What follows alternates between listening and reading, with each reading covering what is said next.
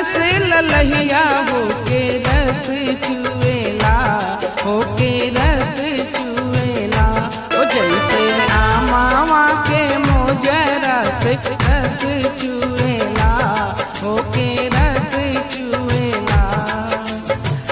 लागे वाली बतिया ना बोला मोर राजा, हो कर जा छुएला, हो कर जा छुएला। तोरी मीठी मीठी बोलिया करे जा छुएला, हो करे जा छुएला।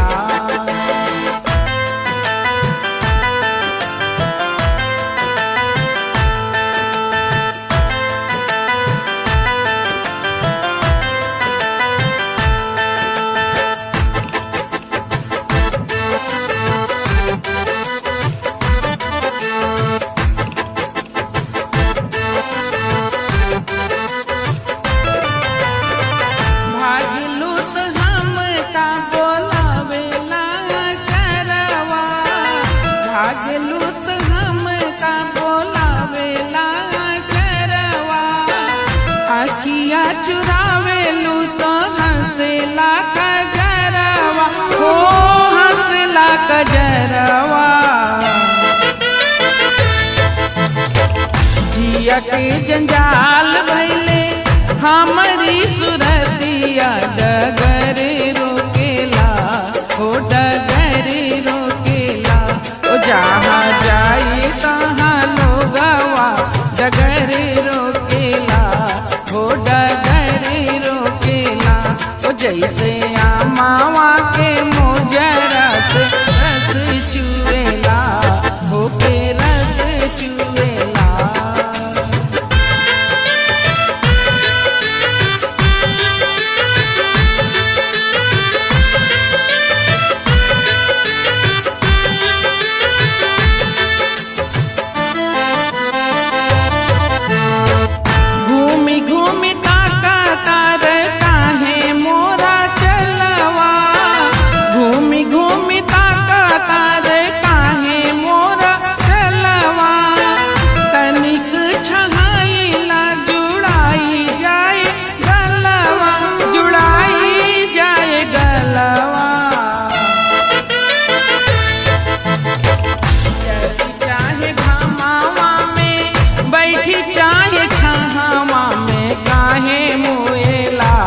होके काहे मुएला, गोरे गलवा के पीछे को काहे मुएला, होके काहे मुएला।